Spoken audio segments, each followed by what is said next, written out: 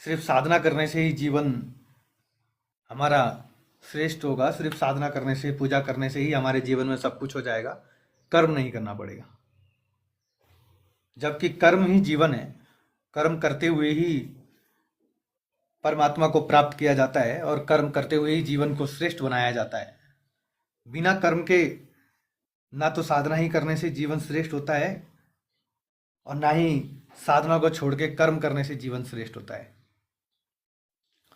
और अगर कोई व्यक्ति सिर्फ साधना करके फल की प्राप्ति की इच्छा रखता है कि मैं ये करूंगा और मुझे फल प्राप्त होगा, होना ही चाहिए, और उसके प्रति अगर असक्त होता है तो भी वो दुखी रहता है। जहां हमारे जीवन में फल की प्राप्ति की आसक्ति हो जाती है, आकांक्षाएं हो जाती हैं, मांगने की जो प्रवृत्ति होती है हमारी, उसकी वजह से ही हम जीवन में दुखी होते हैं। इसलिए ना हमारी भक्ति ही सफल होती है, ना हम कर्म में ही संतुष्ट हो पाते हैं। क्योंकि हम भक्ति करते भी हैं तो भी सिर्फ मांगने के लिए कि ये मेरे जीवन की समस्या दूर हो, ये मेरा हो जाए, ये हो जाए। और जब वो पूरा नहीं होता तो भक्ति से भी हमारा मन खिन्न हो जाता है, फिर भक्ति में भी हम स्थिर नहीं हो पाते। ठीक उसी तरह का जब हम जीवन में कर्म करते हैं और कर्म करते हुए भी फल की प्राप्ति की इच्छा रखते हैं और वो फल ना मिले तो भी हमारा मन दुखी हो जाता है कि मैंने इतनी मेहनत की, इतना कर्म किया, इतना सब कुछ किया, फिर भी मेरे जीवन में कुछ क्यों नहीं हुआ। और जहाँ आसक्ति होती है, जहाँ मांग होती है, वहीं व्यक्ति के जीवन में समस्याएं उसे घेर लेती है। जबकि जीवन में कर्म करते हुए, साधना करते हुए, भक्ति करते हुए अपने जीवन की यात्रा पर गतिशील रहना चाहिए। आकांक्षाएं नहीं होनी चाहिए व्यक्ति के जीवन में।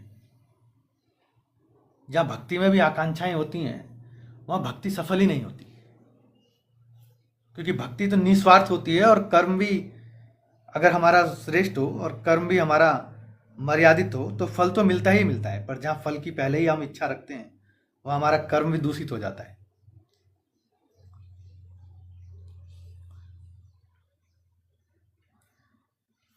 इसलिए संपूर्ण दृश्य अगर जगत पर हम नजर डालें अपने जीवन पर, तो हमारा जीवन प्रिय और श्रेय दोनों रूपी से विरोधी के मार्ग में पगडंडियों पर स्पष्टता झलकती है। प्रिय का मार्ग होता है अपेक्षा सहज, सरल और सुगम, और भौतिक दृष्टि से आकर्षण प्रतीत होता है, और परिणाम में हम दुखद होने पर ही उसका अनुसरण करते हुए देखते हैं, हमें दुख ही प्राप्त होता है। जहां हम प्राप्त करने की आकांक्षा लेकर साधना करते हैं, ध्यान करते हैं, उपासना करते हैं।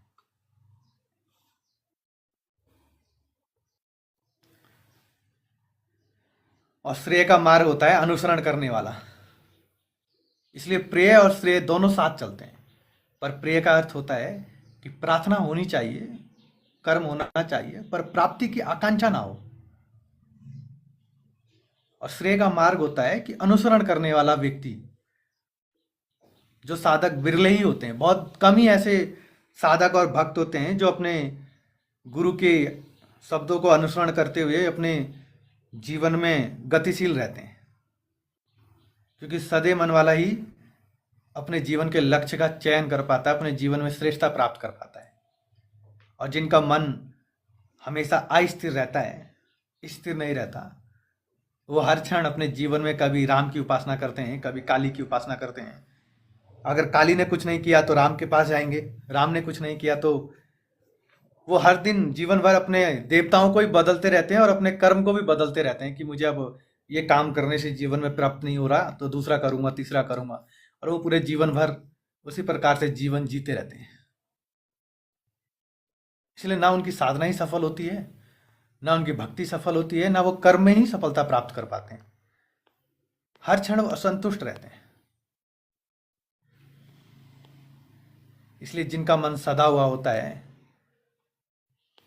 जिनका मन स्थिर होता है, जो अनुसरण करने वाले होते हैं अपने गुरु की बातों को, अपने मन के शब्दों को, अपने हृदय के शब्दों को, वही व्यक्ति अपने जीवन में कुछ प्राप्त करते हैं।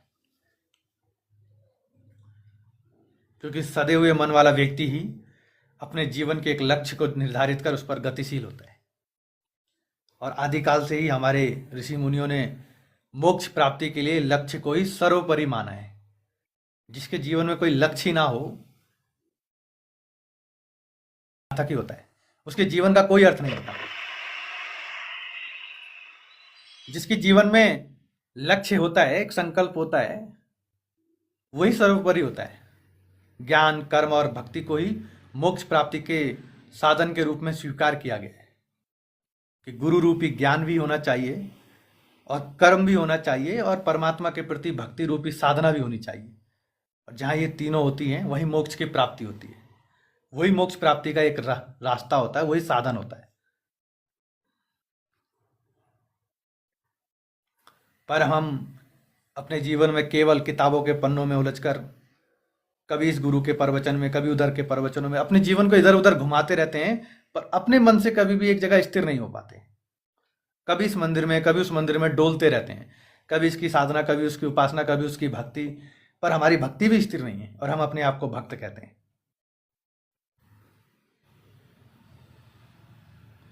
हमारा कर्म भी स्थिर नहीं है, कभी इधर नौकरी के लिए, कभी उधर, कभी उधर, और फिर कहते हैं कि कर्म में मेरे जीवन में कुछ हुआ ही नहीं। कभी स्थिर होकर हमने अपने जीवन के बारे में सोचा ही नहीं।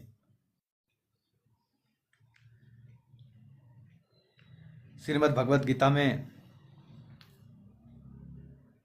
श्री कृष्ण अपने अंतरंग मित्र को समझाते हुए कहते हैं, उद्धव को, क्योंकि वो उनका उद्धव जो थे वो श्री कृष्ण के एकदम अंतरंग मित्र थे, अदिति प्रिय मित्र थे।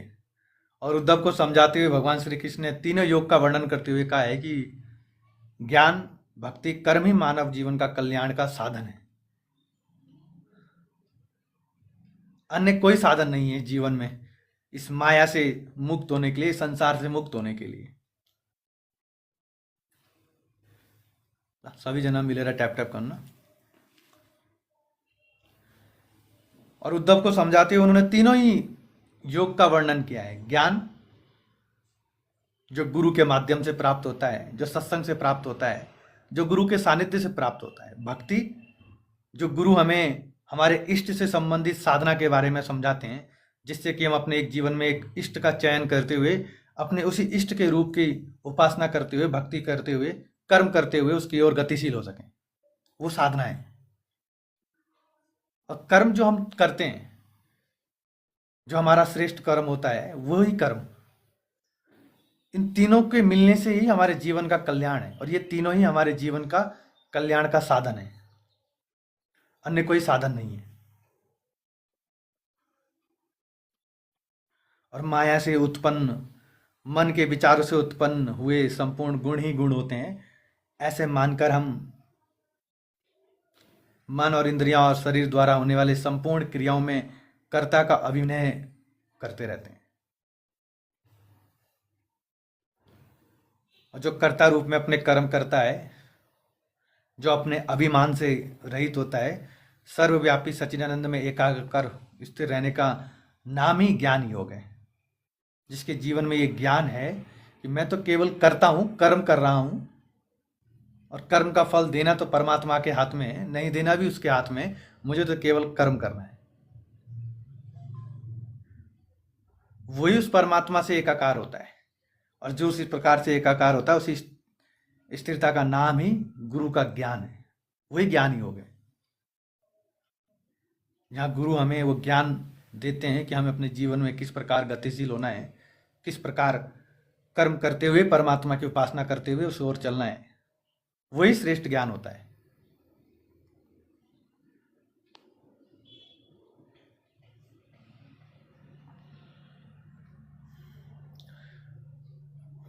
और कर्मयोग फल, और जो व्यक्ति कर्मयोग के फल को और आसक्ति को त्याग कर, जो फल की आकांक्षा को त्याग कर, अपने अहंकार को त्याग कर गुरु के अनुसार या गुरु के बताए हुए मार्ग के अनुसार समृद्ध बुद्धि से, श्रेष्ठ बुद्धि से कर्म करने का नाम ही निष्काम कर्म योग है। जो निष्काम भाव से किया जाए वही कर्म योग है। कर्म फल की प्राप्ति, आसक्ति को दूर करने के लिए ही श्री कृष्ण के उपदेश है कि अर्जुन, तुम्हारा अधिकार केवल कर्म करने तक ही सीमित है। और गुरु भी अपने शिष्य को यही उपदेश देते हैं कि तू केवल भक्ति कर और कर्म कर। फल देना नहीं देना वो परमात्मा के हाथ में, पर तू अपना श्रेष्ठ योगदान तो प्रदान कर उसमें। और अर्जुन को भी श्री कृष्ण यही उपदेश देते हैं, तुम्हारा अधिकार केवल कर्म करना है, करने तक ही सीमित है, फल तो अपने आप ही तुम्हारे जीवन में प्राप्त हो जाएगा। जब तुम्हारा सामर्थ्य, तुम्हारी भक्ति, तुम्हारी साधना, तुम्हारी सेवा, तुम्हारा कर्म उतना उस जगह पहुंचेगा, जब तुम्हारा सामर्थ्य परे की स्थिति पर पहुंचेगा, तो तुम्हें वस्तु तो अपने आप ही प्राप्त हो जाएगी।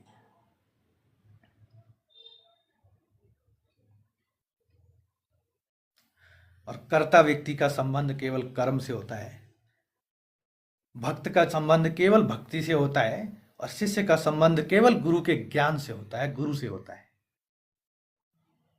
उसमें उसकी कोई आकांक्षा नहीं होती कि मैं गुरु के पास जाऊंगा तो मुझे जीवन में कुछ बहुत बड़ी सिद्धियों का कोई मार्ग दिखा देंगे, कोई सिद्धि प्रदान कर देंगे। गुरु तो केवल ज्ञान प्रदान करते हैं।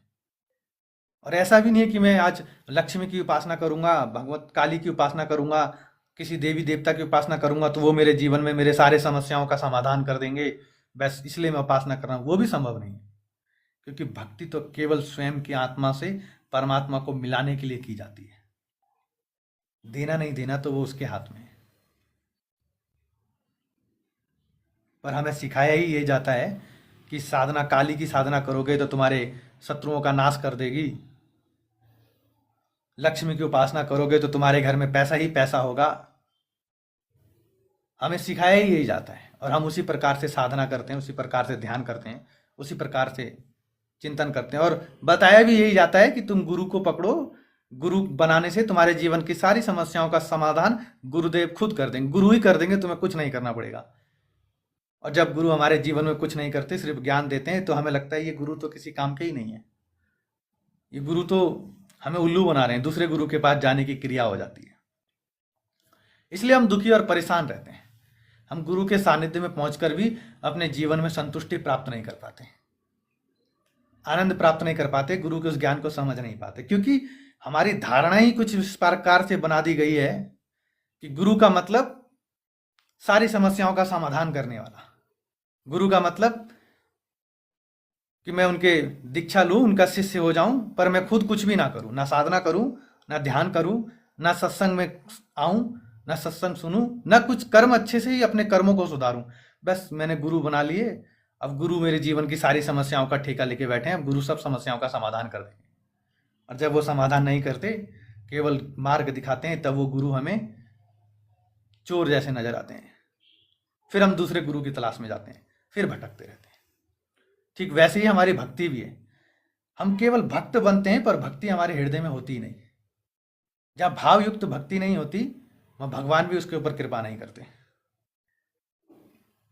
जहाँ भक्ति भाव से युक्त होती है, बिना किसी डिमांड के होती है, निस्वार्थ भाव से होती है, तो परमात्मा स्वतः उसके जीवन में वो सब कुछ उसे दे देते हैं जो उसकी जरूरत की चीजें है।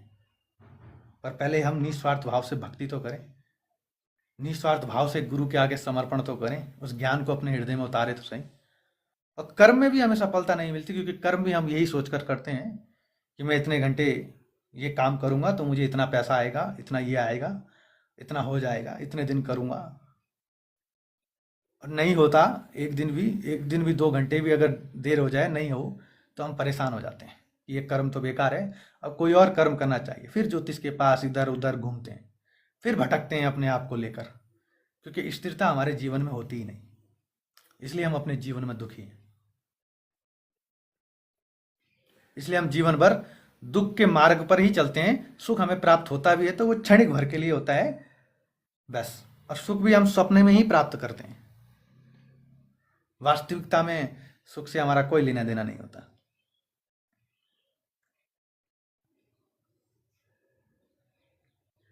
इसलिए जहां कर्म के प्रति आसक्ति एक तरह से लोभ का दूसरा नाम है, जहां हमारे अंदर गुरु से दीक्षा लेने के बाद लोभ उत्पन्न हो जाए कि अब तो मैंने गुरु से दीक्षा ले ली, अब तो मैंने गुरु बना लिए, अब तो गुरु ही मेरे जीवन में सब कुछ कर देंगे, मैं सत्संग में भी ना आऊं, साधना भी ना करूं, मैं कर्म भी अपना अच्छे से ना करूं, अब तो गुरु की कृपा से सब हो ही जाएगा।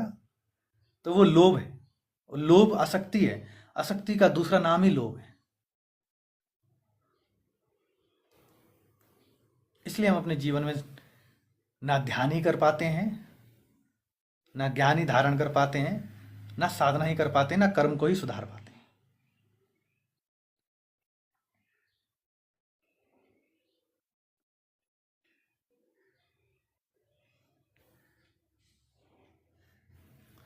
इसलिए जो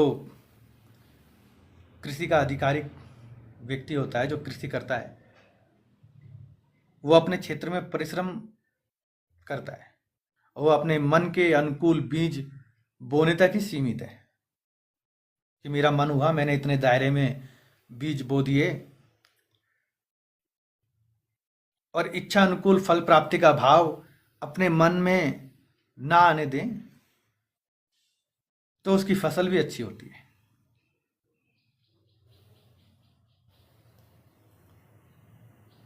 हम भक्ति भी अपने मन के अनुकूल करते हैं, साधना भी अपने मन के अनुकूल करते हैं, गुरु के सत्संग में, गुरु के सानिध्य में भी अपने मन के हिसाब से पहुंचते हैं। पर इच्छा अनुकूल फल की प्राप्ति हमारे मन के भाव में रहती है। साधना हम अपने मन के हिसाब से करेंगे, आज मन हुआ करेंगे, कल हुआ तो करेंगे, नहीं हुआ तो नहीं करेंगे। आज हुआ तो हम गुरु के पास जाएंगे, आज हुआ तो मंदिर जाएंगे, आज मन नहीं हुआ तो नहीं जाएंगे। पर इच्छा जो हो है, हमारे इच्छा के अनुकूल फल की प्राप्ति होनी चाहिए, ये मन में हमारे भाव बना रहता है। और जब वो प्राप्त नहीं होता, तब हमारा मन दुखी होता है,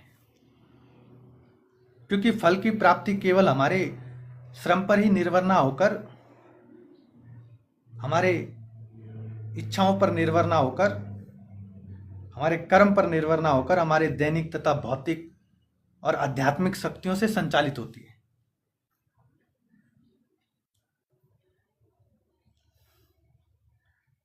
और फल की प्राप्ति जिस व्यक्ति के मन में होती है, इच्छुक व्यक्ति के मन में होती है, वो केवल भक्ति में, सिद्धि में और दर्शन में ही उलझा रहता है। और जब सिद्धि में विलंब हो जाता है, जब भक्ति में उसे सिद्धि प्राप्त नहीं होती, सिद्धि में उसे विलंब होता है, सिद्धि में देरी होती है, तो वो विफलता को देखकर अपनी साधना से ही मुंह मोड़कर किसी और साधना में लग जाता है।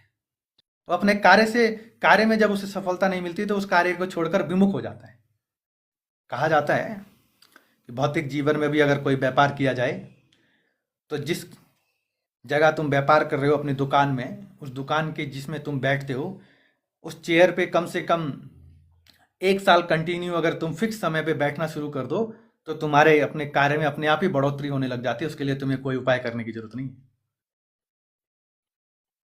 तुम जिस कार्य को करते हो अपने व्यापार में, उस व्यापार के उस कुर्सी पर तुम अगर 6 महीने भी कंटिन्यू फिक्स समय पर बैठना शुरू कर दो कि मैं अपने इस बिजनेस में, इस कुर्सी पर अपने इस टाइम पर बैठूंगा और इतने टाइम से इतने टाइम तक इस पर बैठ के अपने कार्य को करूंगा, तो तुम्हारी वो कुर्सी तुम्हारा ही श्री यंत्र बन जाती है और तुम्हारे जीवन में श्री का आगमन हो जाता है। पर हम स्थिरता से वो कार्य भी नहीं करते। मन हुआ तो करेंगे, नहीं हुआ तो नहीं करेंगे। इसलिए हमारे व्यापार में, बिजनेस में, कार्य में सफलता ही नहीं मिलती।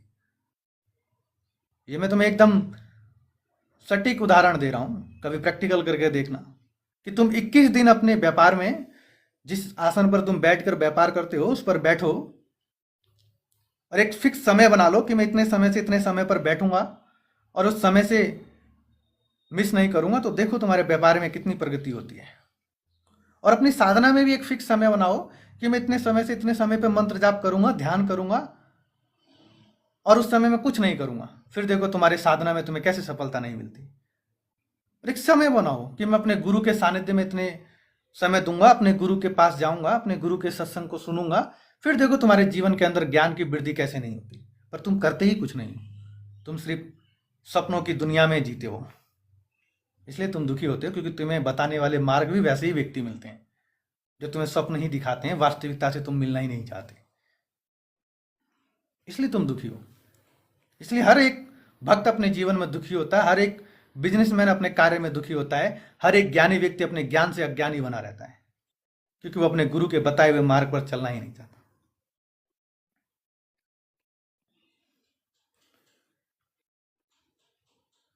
और अनेकों साधक, अनेकों भक्त अपने कर्तव्य कर्म को देखकर, समझकर उसका त्याग करने का तात्पर्य ही हो जाता है।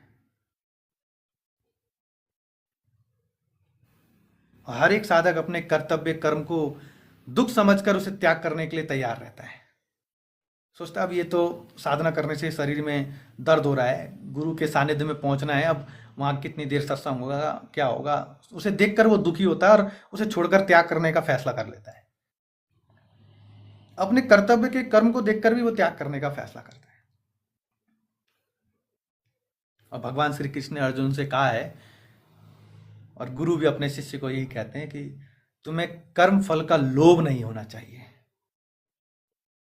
तुम्हें भक्ति में भी लोभ नहीं होना चाहिए, तुम्हें गुरु से भी लोभ नहीं होना चाहिए, अपितु निष्काम भाव से गुरु की सेवा, भक्ति और अपने कर्म में कर्मठ बने रहना चाहिए।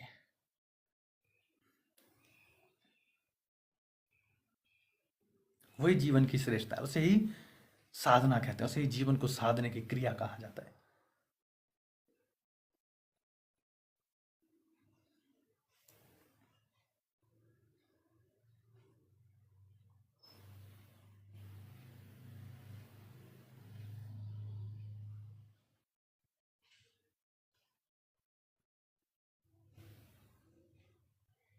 इसलिए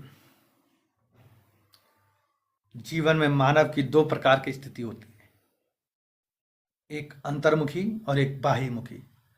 अंतर्मुखी प्रतिभा के व्यक्ति बाहर के संसार तथा भौतिक सुखों से विरक्त रहते हुए भी अपनी अंतरात्मा में आनंद से रहते हैं। इसी को ज्ञान योग, ध्यान योग और साधना योग कहा है। और जो बाहरमुखी प्रतिभा के व्यक्ति होते हैं वो भौतिकता में आसक्त होकर विविध संसारिक कार्य में लिप्त रहते हैं, इसलिए वो दुखी रहते हैं, परेशान रहते हैं। इसी को प्रवृत्ति का मार्ग भी कर्मयोगी कहते हैं। यथार्थ में दोनों मार्ग एक दूसरे के पूरक हैं, क्योंकि कोई भी मनुष्य पूर्णता अंतर्मुखी हो सकता है और ना ही पूर्णता बाहरमुखी हो सकता है। दोनों को बैलेंस में लाकर ही जो क्रिया की जाती है उसका नाम ही साधना है, उसे ही अध्यात्म कहते हैं। अध्यात्म का मतलब ही ये है कि तुम अपने भौतिक जीवन के कर्म को करते हुए, अपने परिवार के कर्म को करते हुए, अपने पारिवारिक दायित्व को निभाते हुए अंतर्मुखी रूपी गुरु के बताए हुए मार्ग पर, साधना पथ पर गतिशील रहो, जहां तुम्हारा भौतिक और आध्यात्मिक दोनों पक्ष स्थिर हो। और दोनों पक्ष को स्थिर करने की क्रिया केवल और केवल जीवित जागृत गुरु के हाथ में होती है। उनके बताए हुए ज्ञान से ही उन दोनों पक्षों को स्थिर किया जाता है। इसलिए जीवन में गुरु का महत्व है।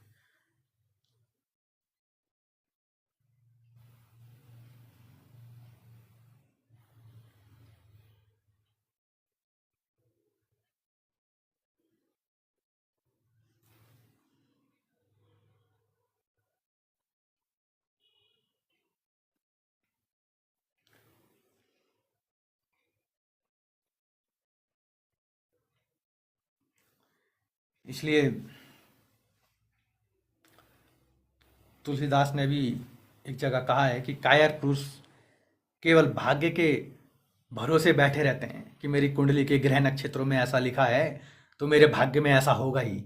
जो कायर व्यक्ति होते हैं, जो कुछ नहीं कर सकते अपने जीवन में, वो केवल अपनी कुंडली के भरोसे बैठे होते हैं, अपने भाग्य के सहारे बैठे रहते हैं कि मेरे भाग्य में ऐसा लिखा है तो ऐसा होगा, पर वो कुछ नहीं करते।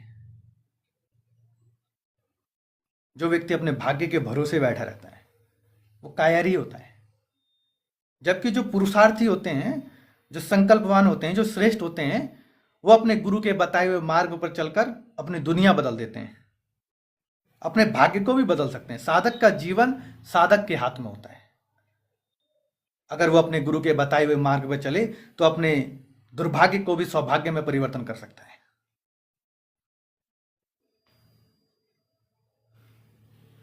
पर उस प्रकार चलने की क्रिया बहुत ही दुर्लभ व्यक्ति होते हैं, बहुत ही कम और बिरले ही ऐसे व्यक्ति होते हैं जो अपने जीवन में अपने दुर्भाग्य को सौभाग्य में बदलने के लिए वो साधना करते हैं, वो ज्ञान ग्रहण करते हैं, वो कर्म उसी प्रकार से करते हैं। नहीं तो 99% लोग सिर्फ भाग्य के भरोसे बैठे हैं कि मेरे भाग्य में तो शनि वहां बैठा है, चंद्रमा वहां बैठा है, शुक्र यहाँ है, अब ये दशा शुरू होगी तो मेरे भाग्य में ये होगा। और जो भाग्य के भरोसे बैठे होते हैं वो कर्म नहीं करते, वो केवल स्वप्न की दुनिया में जीते हैं, इसलिए वो दुखी रहते हैं, क्योंकि भाग्य के हिसाब से कुछ होता ही नहीं।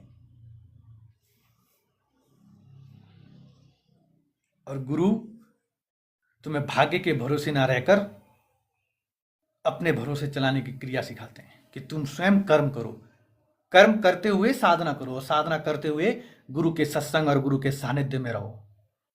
तुम्हारा दुर्भाग्य भी सौभाग्य में परिवर्तन होगा।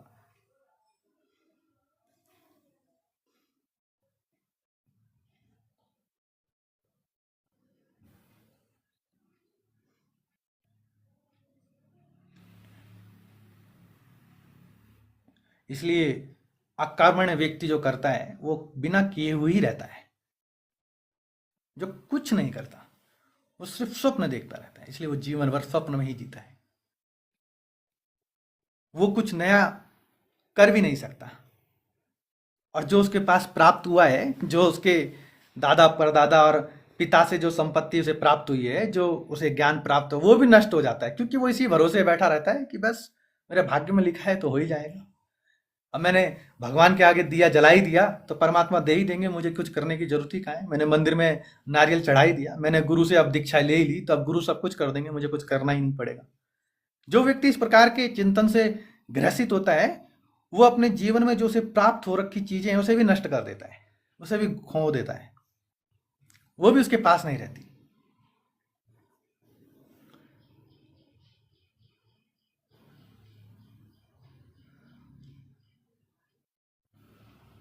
इसलिए अकर्मण्य व्यक्ति के पास कामना करने के कई बहाने होते हैं, साधना नहीं करने के कई बहाने होते हैं, गुरु के सत्संग में ना जाने के लिए भी उसके पास कई बहाने होते हैं। जिसे कुछ नहीं करना, जो भाग्य के भरोसे बैठा रहना चाहता है, उसके जीवन में बहुत सारे बहाने होते हैं उसके पास। साधना नहीं करने के भी बहाने, कर्म नहीं करने के भी बहाने, और गुरु के सत्संग में ना जाने के भी बहाने होते हैं कि मेरे लिए काम बहुत बड़ा है, ये छोटा है, बहुत दूर है, बहुत पास है, अभी तो बहुत जल्दी हो गई, टाइम बहुत जल्दी है, अभी तो बहुत देर हो गई, आदि आदि में वो उलझा रहता है। और जबकि उसे तो ये चाहिए कि अपने आलस्य को, अपने हीन भावनाओं को त्याग कर, अपने गुरु के ज्ञान से अपने सामर्थ्य को बढ़ाते हुए निस्वार्थ भाव से कर्म करते हुए उस साधना के माध्यम से अपने जीवन को श्रेष्ठ बनाए, सफलता प्राप्त करे। वही इस अध्यात्म की परिभाषा है, वही इस गुरु शिष्य की परिभाषा है, जहाँ गुरु अपने शिष्य को उस प्रकार की क्रिया सिखाते हैं। पर अगर शिष्य ही उन चीज़ों को करना ही ना चाहे, अपने आप को परिवर्तन ही ना करना चाहे, तो उसमें गुरु का भी कोई दोष नहीं। जैसे एक माता पिता अपने संतान को श्रेष्ठ ज्ञान प्रदान करने के लिए उसे अच्छे से अच्छे स्कूल में डालते हैं, पर वो संतान ही अगर उस ज्ञान का उपयोग ही ना कर पाए, उस समय का उपयोग ही ना कर पाए, तो उसमें माता पिता का दोष नहीं होता, संतान का भी दोष होता है। एक बार क्या था, एक वृद्ध व्यक्ति पेड़ लगा रहा था, और जब वो पेड़ लगा रहा था तो वहां से एक राजा गुजरा, और राजा के देखा कि वो व्यक्ति वृद्ध हो चुका है और वो पेड़ लगा रहा है, तो राजा ने कहा कि इस पेड़ में जब फल निकलेगा तब तक तो तुम जिंदा ही नहीं रहोगे, तब तक तो तुम जीवित ही नहीं रहोगे, तो तुम किसके लिए पेड़ लगा रहे हो।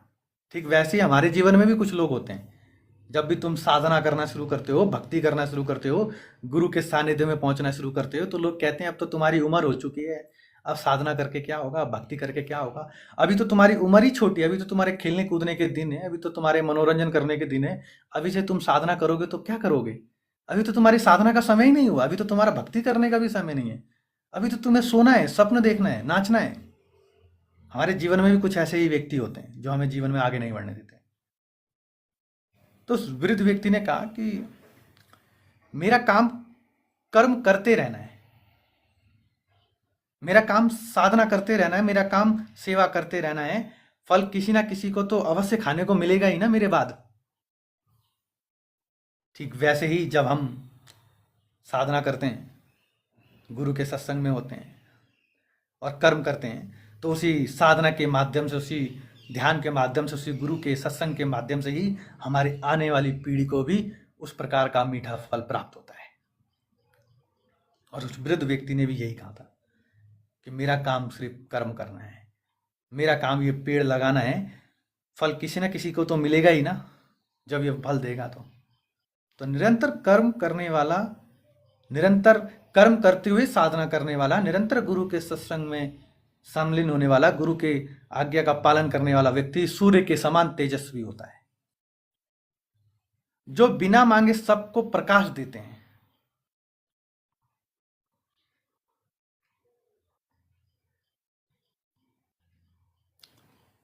इसलिए अकर्मण्यता से दूर रहते हुए कर्म रूपी साधना, गुरु रूपी ज्ञान के अधिकार का प्रयोग करते हुए अपने जीवन का कल्याण करना ही साधक का परम लक्ष्य है।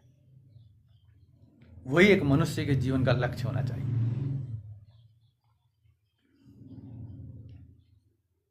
यही मेरी शुभकामनाएं है कि आप अपने जीवन में जागें, अपने बारे में कुछ सोचें, अपने लिए समय निकालें, अपने चिंतन करें अपने जीवन को कि मेरे जीवन की यात्रा किस ओर गतिशील है, मैं जीवन में किस ओर चल रहा हूं, या मेरे जीवन का लक्ष्य क्या है, इसके बारे में चिंतन करें और अपने गुरु के सानिध्य में पहुंचकर अपने जीवन को श्रेष्ठ बनाने का प्रयास करें।